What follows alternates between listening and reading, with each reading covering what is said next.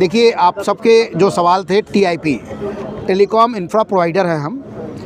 हमारा काम है, बीएसएनएल के साथ हम पार्टनर हैं और बीएसएनएल को जो सर्विस हम लोग ग्राहकों के घर तक पहुंचाते हैं वो हम टिप का काम है, इसीलिए हमको टीआईपी कहा जाता है।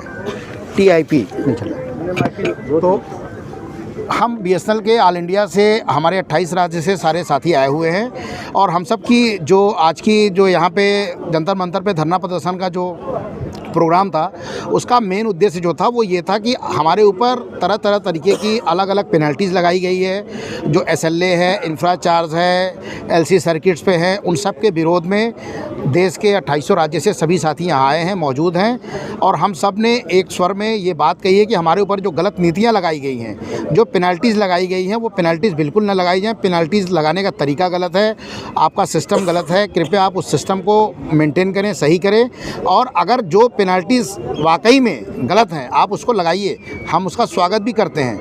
लेकिन जो गलत नीतियां हैं, गलत तरीके से लगा रहे हैं, आपके सिस्टम में जो आपका सिस्टम ले रहा है उस तरीके से लगा रहे हैं, मनमाने तरीके से लगा रहे हैं, उसके विरोध में हम सभी साथी यहाँ जंतर मंतर पे आए हुए हैं और इसका विरोध कर रहे हैं। साथ में ही हम लोगों ने ये बीएसएनएल को एक चेतावनी भी दी है कि 10 मार्च 2026 को अगर एसएलए पेनाल्टी पूरी तरीके से समाप्त नहीं कर दिया जाता, अगर इसमें बदलाव नहीं किया जाता तो हम इसका सड़कों पर उतरकर विरोध करेंगे। और उसके पहले हम एक बार फिर से कॉर्पोरेट ऑफिस, और लगातार हमारी 31 मीटिंग हो चुकी है कॉर्पोरेट ऑफिस में संचार मंत्री से, हम सब लगातार मिल रहे हैं इस मुद्दे पर कि इस तरीके की कोई पेनाल्टी हमारे ऊपर न थोपी जाए। लेकिन उसके बावजूद भी तरह तरह की पेनाल्टी आ रही है। तो 10 मार्च की डेट आज निर्धारित कर दी गई है। अगर इस पेनाल्टी में संशोधन नहीं किया गया, इसको समाप्त नहीं किया गया तो हम लोग सड़क पर उतरेंगे। और उसके पहले हम सभी देश के जितने भी टिप हैं उन सब ने ये निर्णय लिया है कि अगर इस पर रोक नहीं लगाई गई तो उसके पहले भी हम लोग 2 घंटे के लिए पूरे हिंदुस्तान में बीएसएनएल की तरफ से ब्लैकआउट करेंगे, सारी सर्विसेज को बंद करेंगे। लेकिन साथ में हमारा ये भी कहना है, हम ऐसी सर्विसेज को बंद करने से कतराते हैं। हम नहीं चाहते कि उसमें उपभोक्ताओं का किसी प्रकार का कोई नुकसान हो। हम चाहते हैं कि हमारी बातचीत से ही सारे मामले हल हो जाएँ, हमें ये कदम न उठाना पड़े। अभी DOT आपकी सपोर्ट में है, डिपार्टमेंट ऑफ टेलीकॉम? नहीं जी, नहीं, बिल्कुल नहीं है। सरकार से क्या आश्वासन मिल रहे हैं? DOT अगर सपोर्ट, आपने संचार मंत्री को जो आवेदन दिया उसका क्या निर्णय रहा? सीधा कौन? संचार मंत्री को जो हम लोगों ने आवेदन दिया, उस आवेदन में संचार मंत्री ने हम लोगों को 40 दिन का समय दिया कि 40 दिन के बाद आपकी समस्याओं का समाधान हो जाएगा। लेकिन काफ़ी टाइम हो गया, मुझे लगता है 4 से 5 महीने हो गए, 6 महीने हो गए, उस पर कोई कार्रवाई नहीं हुई। तो इस चीज़ के लिए कोई पैनल तैयार किया है आप लोगों ने डिस्कस करने के लिए? बिल्कुल, हमारा पैनल है, हमारे संगठन के बोर्ड मेंबर्स हैं जो लगातार महीने में 2 बार दिल्ली आ रहे हैं, कॉर्पोरेट ऑफिस में संबंध कर रहे हैं। और आज के दिन हम लोगों ने यहाँ धरना प्रदर्शन रखा है। कल भी हम लोग, हमारे जो भी संगठन के साथी थे, शाम को 6 बजे से लेकर रात को 10 बजे तक दिल्ली कॉर्पोरेट ऑफिस में मीटिंग में बैठे थे। और आज सुबह भी, सुबह से लगातार अभी तक, अभी हमारी यहाँ पे प्रेस मीट हो रही है, लगातार अभी भी हमारी वहाँ पे बातचीत जारी है। वहाँ हमारे बोर्ड के साथी बैठे हुए बातचीत कर रहे हैं, प्रयास कर रहे हैं कि इस समस्या का समाधान हो जाए तो हमें आगे 10 मार्च को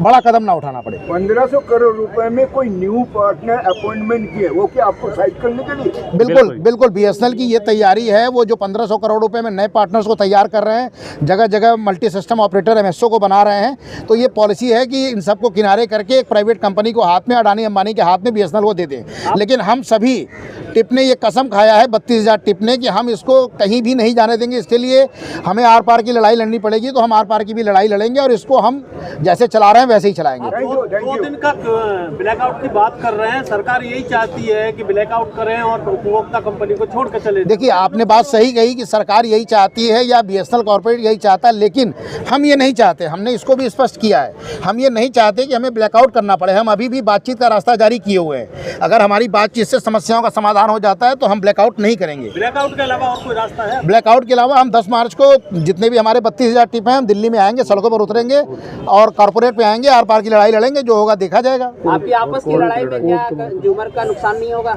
देखिए, बिल्कुल होगा। मैं आपको बता रहा हूँ, जो एसएलए पेनल्टी लग रही है एड पर रूल DOT, वो ये कहता है अगर मान लो आपका कनेक्शन बंद हुआ है अगले दिन में कुछ 2 दिन के लिए हमारा पैसा कटे, लेकिन हम कहते हैं भी हमारा पैसा कटे, 2 दिन का जो आपका कनेक्शन बंद हुआ है, आपका नुकसान हुआ है, वो पैसा उपभोक्ता को मिले, ना कि बीएसएनएल रखे। लेकिन ये DOT की पॉलिसी के खिलाफ जो रूल बना रहे हैं, हमें उन रूलों के ऊपर आपत्ति है। जो पैसा हमारे से किसी से एक कनेक्शन मान लो 2 दिन के लिए बंद रह गया किसी भी कारण BSNL है, लेकिन हमारे ऊपर एक कनेक्शन के ऊपर पेनल्टी आ रही है 30,000 रुपये की। अब आपने बिल भरा 400 रुपये और पेनल्टी दे रहा हूँ मैं 30,000 रुपये की, ये कहाँ का न्याय है, ये कहाँ का कानून है, हम ये पूछना चाहते हैं। ये सरासर आप लोगों को हटा के अंबानी को दिया। बिल्कुल बिल्कुल सीधा। बिल्कुल, जो पॉलिसी पंजाब में यही है, HFCL को सोच दिया यही है, प्लानिंग यही है। जो पंजाब में HFCL को दिया है, HFCL का जो 25% शेयर है वो रिलायंस जियो के पास है, और रिलायंस जियो जो अंडरग्राउंड फाइबर जो पहले लाइसेंस पे जिन्होंने अंडरग्राउंड फाइबर बरती है वो HFCL के लाइसेंस पे बरती है।